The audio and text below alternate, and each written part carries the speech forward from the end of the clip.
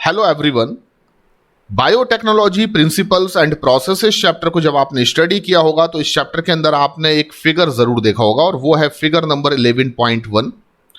और इस फिगर में जो कि स्क्रीन पर भी आपको दिख रहा है, इस फिगर में यह बताया गया है कि जब हम रिकॉम्बिनेंट डीएनए मॉलिक्यूल का फॉर्मेशन करते हैं तो उसमें जो भी इंपॉर्टेंट स्टेप्स इन्वॉल्व होते हैं, उन स्टेप्स में रेस्ट्रिक्शन एंडोन्यूक्लियस एंजाइम का एक्शन क्या होता है, यानी कि रिकॉम्बिनेंट डीएनए मॉलिक्यूल के फॉर्मेशन करने की जो प्रोसेस है उसमें रेस्ट्रिक्शन एंडोन्यूक्लियस एंजाइम की एक्टिविटी या रिस्पॉन्सिबिलिटीज क्या होगी, ये इस फिगर में आपको दिखाया गया है।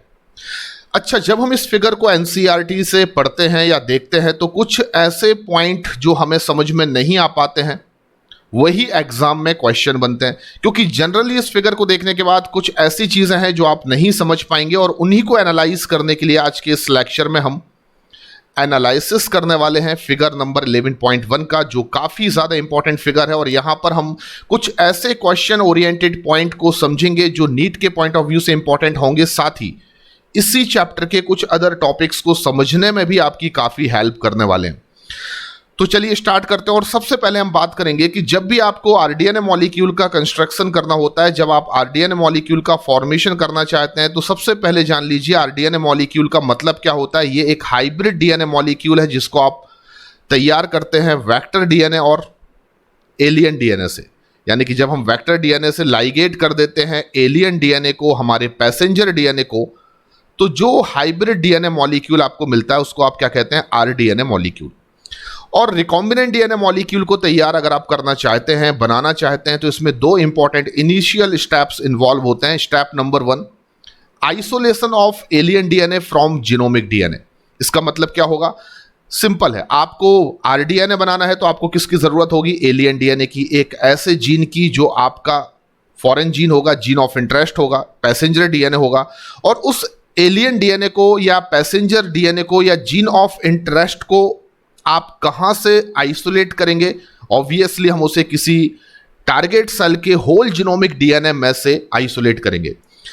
कंसीडर कीजिए कि ये आपकी किसी टारगेट सेल, जो भी आपके रिसर्च में टारगेट सेल है, फॉर एग्जांपल हम किसी यूकैरियोटिक सेल के किसी जीन को एलियन डीएनए की तरह यूज करना चाहते हैं, तो ये उस यूकैरियोटिक सेल का होल जीनोमिक डीएनए है।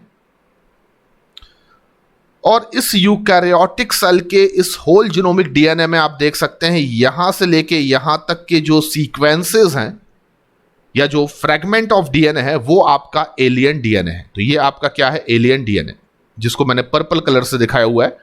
और ये कंप्लीट डीएनए को आप क्या कह रहे हैं, होल जीनोमिक डीएनए। आप सबसे पहले क्या चाहेंगे कि अपने एलियन डीएनए को आप आइसोलेट करें, और इसको आइसोलेट हमें कहां से करना है, इसको हमें होल जीनोमिक डीएनए से आइसोलेट करना है।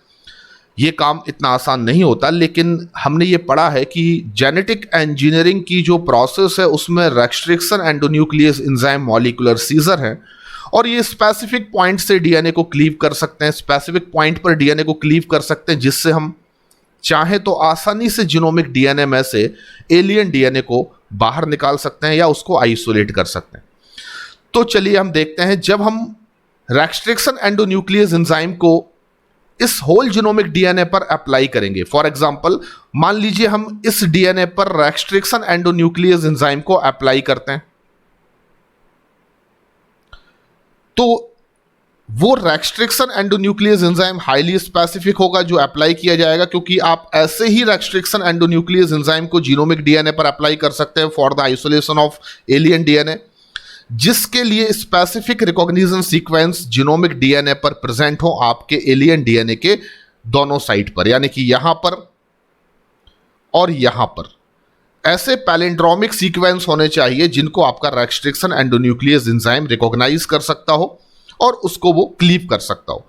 आपने रेस्ट्रिक्शन एंडोन्यूक्लियस एंजाइम को अप्लाई किया जीनोमिक डीएनए पर, और आपने स्पेसिफिक पॉइंट पर डबल स्ट्रैंडेड डीएनए को कट कर दिया और अपने एलियन डीएनए को आइसोलेट कर लिया। तो ये आपका एलियन डीएनए है जिसको आपने आइसोलेट कर लिया है।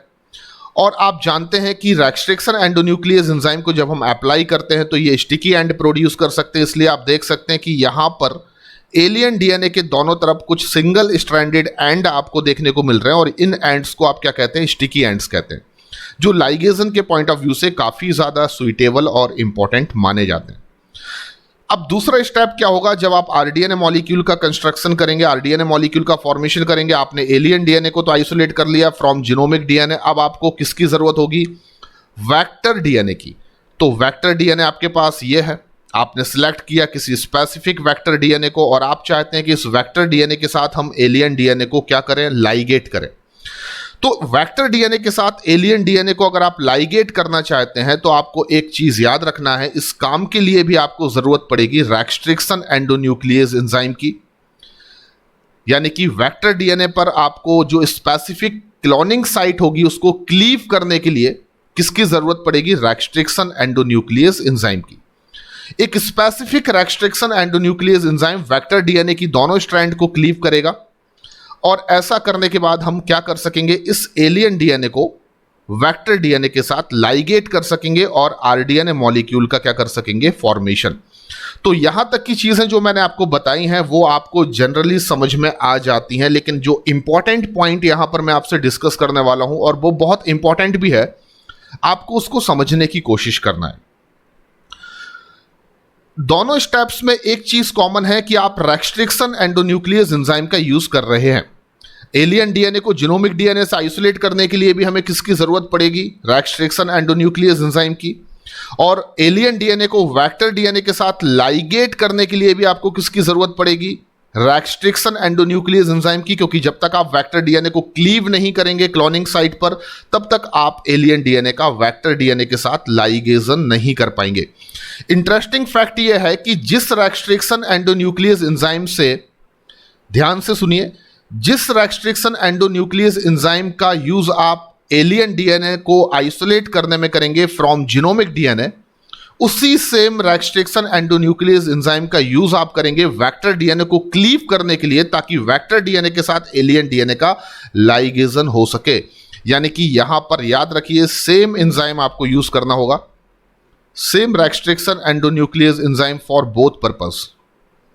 दोनों कामों के लिए आपको एक ही रेस्ट्रिक्शन एंजाइम का यूज करना होगा।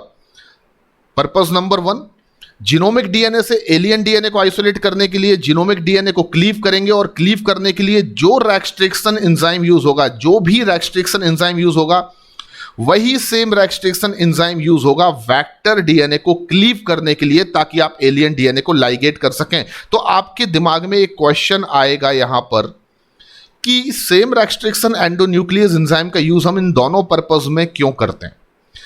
देखिए, जीनोमिक डीएनए से जब आप एलियन डीएनए को आइसोलेट करेंगे तो आपको यह पता नहीं होगा कि आपके एलियन डीएनए के आजू बाजू जीनोमिक डीएनए पर पैलिंड्रोमिक सीक्वेंस कौन से हैं। ये तो चांस वाली बात है, ये नेचुरल प्रोसेस है।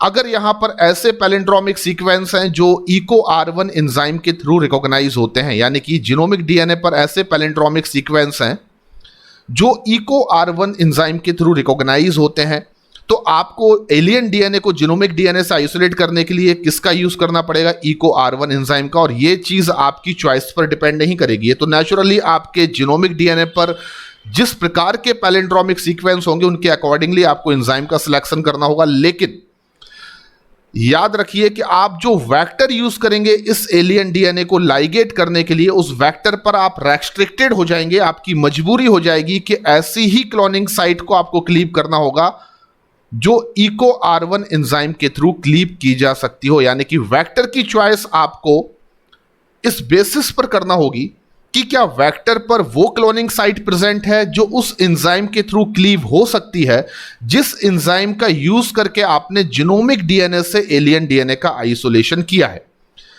यही कारण है कि आपको दोनों पर्पस में सेम एंजाइम का यूज करना होगा। और इसके पीछे का कंसेप्ट यह है कि जब आप एलियन डीएनए को आइसोलेट करेंगे फ्रॉम जीनोमिक डीएनए, तो जो सिंगल स्ट्रैंडेड एंड प्रोड्यूस होंगे उनमें जो भी नाइट्रोजनस बेस या न्यूक्लियोटाइड अनपेयर्ड होंगे, उनके कॉम्प्लीमेंट्री न्यूक्लियोटाइड आपको जरूरी होंगे लाइगेशन के लिए, और वो तभी आपको मिल सकते हैं जब आपने सेम एंजाइम का यूज किया हो वेक्टर को क्लीव करने के लिए। इसी कंसेप्ट को और क्लियरली समझाने के लिए और साफ तरीके से समझाने के लिए मैं एक डायग्राम आपके सामने रख रहा हूं।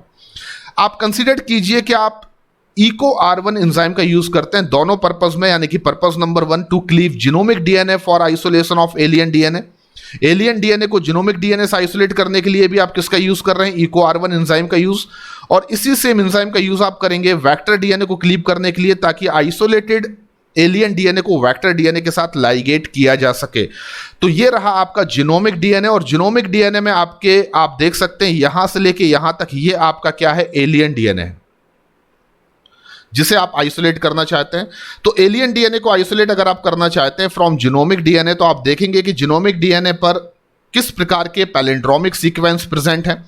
यहां पर जो पैलिंड्रोमिक सीक्वेंस प्रेजेंट हैं वो है GAA TTC। यहां पर भी आप देखेंगे GAA TTC। तो आप किस एंजाइम का सिलेक्शन कर चुके हैं यहां पर, इको R1 एंजाइम का। ये एंजाइम कहां पर एक्ट करेगा, यहां G और A के बीच में, यहां पर भी G और A के बीच में, यहां पर भी G और A के बीच में, और यहां पर भी G और A के बीच में। इस तरीके से आपको इस तरीके से एक डीएनए का फ्रेगमेंट ऑब्टेन हो जाएगा आफ्टर क्लीविंग, जिसमें ये आपका होगा एलियन डीएनए। बीच वाला जो पर्पल कलर का आपको दिख रहा है यानी कि जीन ऑफ इंटरेस्ट, और इसके आजू बाजू आपको ये सिंगल स्ट्रैंडेड एंड दिखाई देंगे जिसमें कुछ अनपेयर्ड बेस होंगे AATTC। यहां पर एक अनपेयर्ड बेस होगा G, यहां पर आपको अनपेयर्ड बेस मिलेगा G, और यहां पर अनपेयर्ड बेस मिलेंगे आपको CTTAA। तो अब हमारी ये मजबूरी हो चुकी है कि अगर आप चाहते हैं कि इस एलियन डीएनए को वेक्टर डीएनए के साथ आप सक्सेसफुली लाइगेट कर सकें, तो आपकी ये मजबूरी है कि आपको ऐसे वेक्टर का सिलेक्शन करना होगा जिस वेक्टर के पास इको R1 नाम की क्लोनिंग साइट हो। इको R1 नाम की क्लोनिंग साइट हो, इसका मतलब कि उस वेक्टर पर ऐसे पैलिंड्रोमिक सीक्वेंस प्रेजेंट हों जो इको R1 एंजाइम रिकॉग्नाइज कर सकता हो और वेक्टर के डबल स्ट्रैंडेड डीएनए को स्पेसिफिक पॉइंट पर क्लीव कर सकता हो।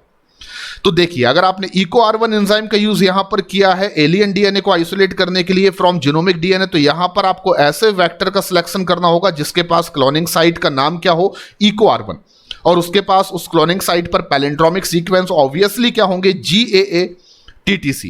तो जब आप इस एंजाइम की हेल्प से यानी कि इको R1 एंजाइम की हेल्प से वेक्टर डीएनए को क्लीव करेंगे, तो वेक्टर डीएनए कुछ इस तरीके से क्लीव्ड हो जाएगा।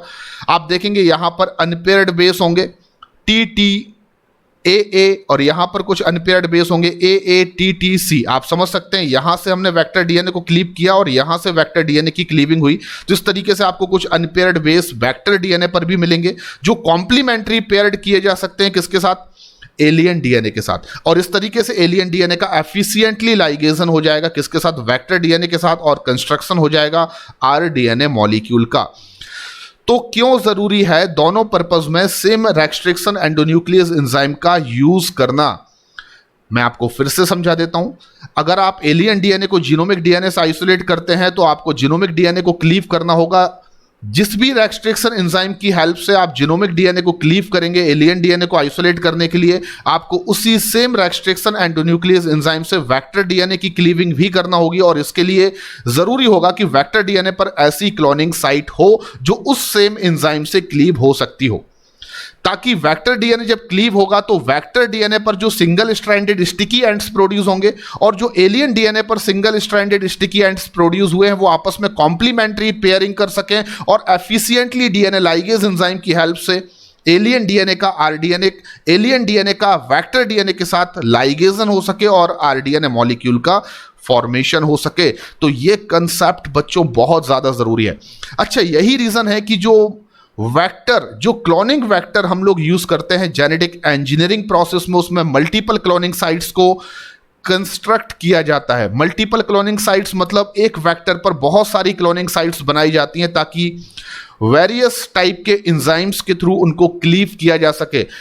आप नहीं जानते कि आपको एलियन डीएनए को जब आइसोलेट करना होगा फ्रॉम जीनोमिक डीएनए तो आप किस रेस्ट्रिक्शन एंडोन्यूक्लियस एंजाइम का यूज करेंगे। ये डिपेंड करेगा कि आपके एलियन डीएनए के आजू बाजू पैलिंड्रोमिक सीक्वेंस कौन से हैं। तो ये तो आपकी चॉइस पर डिपेंड नहीं कर रहा है, पर जिस भी एंजाइम का आप यहां पर यूज करेंगे आप मजबूर हो जाएंगे, आप रेस्ट्रिक्टेड हो जाएंगे कि वही एंजाइम के थ्रू आप वेक्टर डीएनए को भी क्लीव करें। दैट इज द रीजन कि रिसर्चर जो होते हैं, जेनेटिक इंजीनियर जो होते हैं, वो वेक्टर पर बहुत सारी क्लोनिंग साइट्स को इंजीनियर्ड करते हैं ताकि रिसर्चर की चॉइस के अकॉर्डिंगली या रैंडम डीएनए जो आइसोलेट किया गया है फ्रॉम द जीनोमिक डीएनए उसमें यूज किए गए रेस्ट्रिक्शन एंडोन्यूक्लियस एंजाइम के अकॉर्डिंगली ये प्रोबेबिलिटी बन सके कि वेक्टर डीएनए के साथ उस एलियन डीएनए को, रैंडम डीएनए को एफिशिएंटली लाइगेट किया जा सके।